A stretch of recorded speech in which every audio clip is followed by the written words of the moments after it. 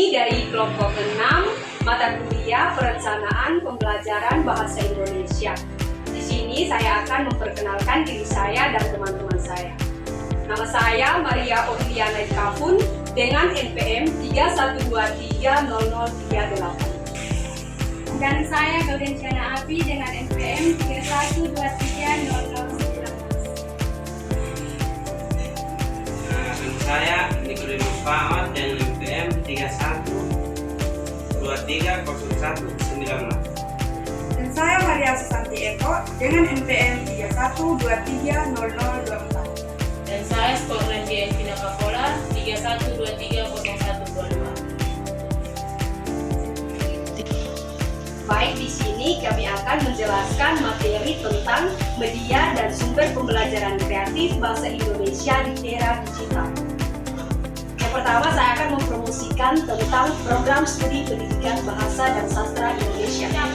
Yang pertama itu bertujuan untuk menghasilkan sarjana pendidikan yang siap menjadi guru bahasa Indonesia di jenjang pendidikan SMP dan SMA, serta memiliki kemampuan dalam bidang sastra dan bahasa Indonesia.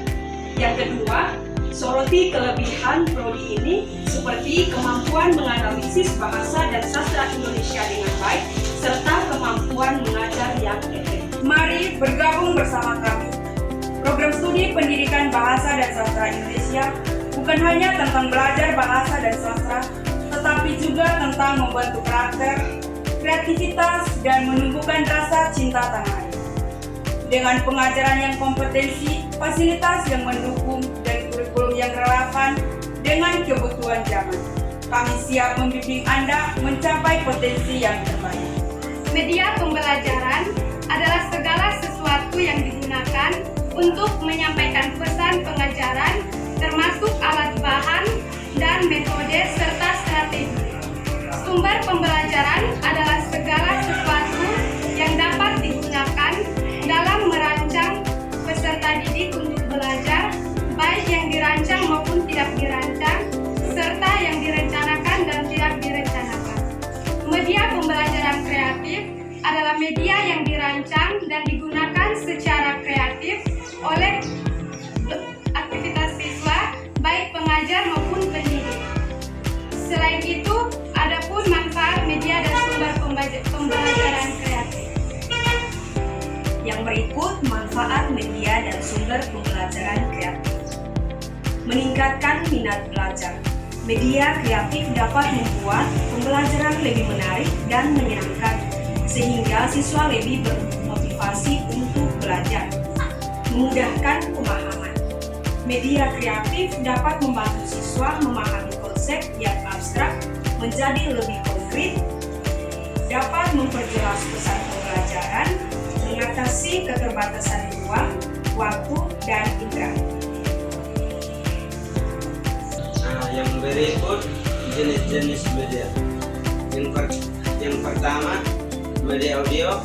Media audio adalah jenis media yang menyampaikan pesan atau informasi melalui suara untuk membantu pembelajaran. Yang kedua, media visual.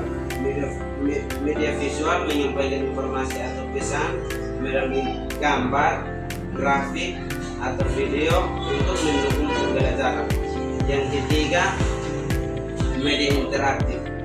Media interaktif memungkinkan siswa berpartisipasi aktif dalam proses pembelajaran melalui tindakan langsung, baik secara digital maupun non-digital. Baik, yang berikut tips menciptakan media pembelajaran yang kreatif. Ajak siswa berpartisipasi dalam proses pembelajaran, misalnya dengan diskusi, presentasi, atau membuat proyek bersama. Gunakan variasi media. Jangan terpaku pada satu jenis media, gunakan berbagai media untuk menjaga minat dan perhatian siswa, sesuai dengan kebutuhan siswa. Pilih media yang sesuai dengan karakteristik dan gaya belajar siswa. Ciptakan suasana belajar yang menyenangkan, gunakan media yang menarik, libatkan siswa dalam kegiatan yang menyenangkan, dan ciptakan suasana kelas yang positif. Evaluasi pembelajaran. Lakukan evaluasi untuk mengukur efektivitas pembelajaran dan memperbaiki penggunaan media. Berikut adalah beberapa contoh dari media visual. Yang pertama, video animasi pendek.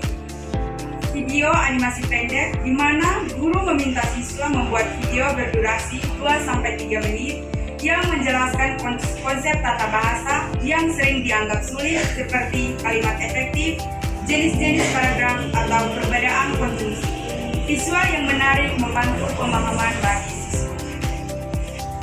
Yang kedua, cerita dan berdiskusi, di mana guru atau siswa bisa membuat cerita dan diskusi yang membacakan cerpen atau puisi, lalu mendiskusikan unsur intrinsik atau ekstrinsik, amanat atau pesan moralnya.